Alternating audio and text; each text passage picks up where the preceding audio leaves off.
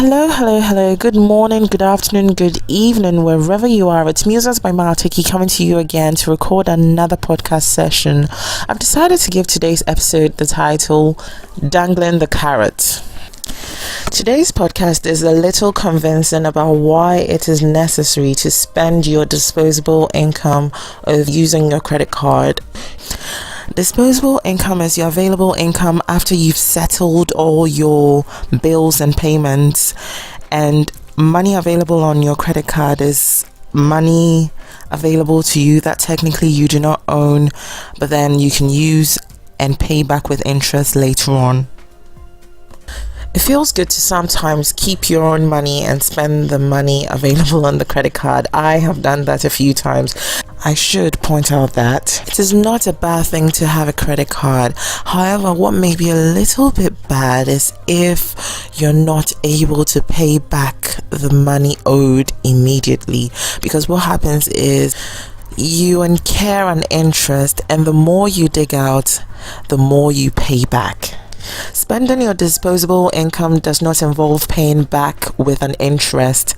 Think about using your credit card as spending little and paying back double the amount you spend, because there's an interest that is payable at the end of it all. And there's no such thing when it comes to spending your disposable income, because at the end of it all, the money is yours and there's no additional interest to pay back. So if you're in a situation where you may require money to spend on anything at all, and you do not have disposable income at that particular point, but then whatever you require is quite necessary to get at that present time, I personally would advise that you go for a loan. My reason for suggesting a loan is if you're on top of the payments at the end of the month, it's the same amount and there's a timing to finish off the payment.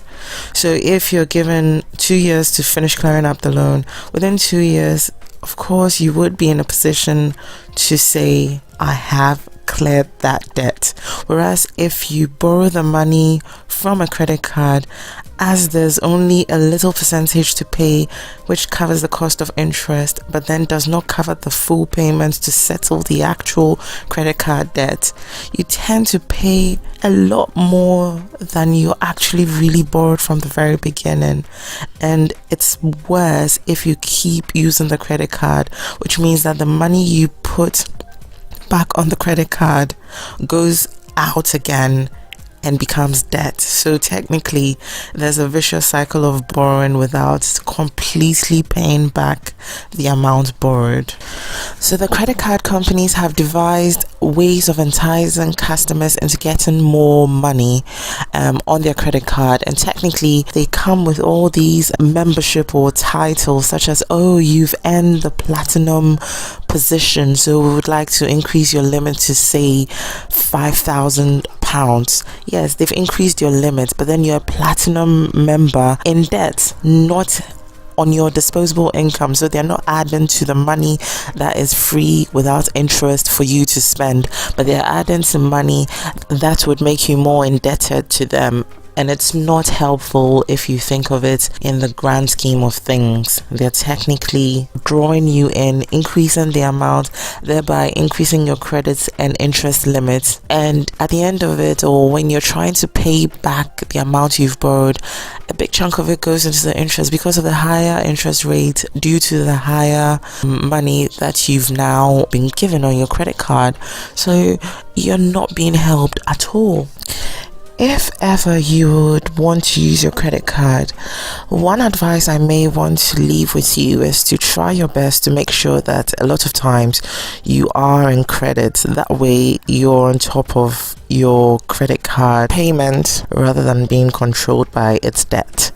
So pay back more than you're actually being told to pay back. So pay back more than the minimum payment, and that pushes you up a little bit. As much as possible, if you've not dug into the credit card at all, you could also put a little bit of money on it that is some sort of buffer, so that if you're thinking of, say, spending £40 off your £500 limit credit card, and for instance, you have £30 on top of the 500, the amount you'd have to pay back will only be 10 plus the interest. And it's a lot easier to clear that when you think about it. So the first part is to not only pay the minimum amount, pay a little bit more. And the second part is to also try to be in credit on your credit card. And then my third advice is that if you manage to pay a certain amount and you can at all reduce your credit limit, go for it. So every time you pay, try to ask for a decrease on your limit so that the interest rate you'll be paying at the end of every month will be a little less than you actually started paying from the beginning. To finalize this podcast, let's revisit our mantra. I can do all things through Christ who strengthens me. Now repeat this after me. I can do all things through Christ who strengthens me. Do not forget this. Till next time, it's Musings by Martiki. Bye-bye.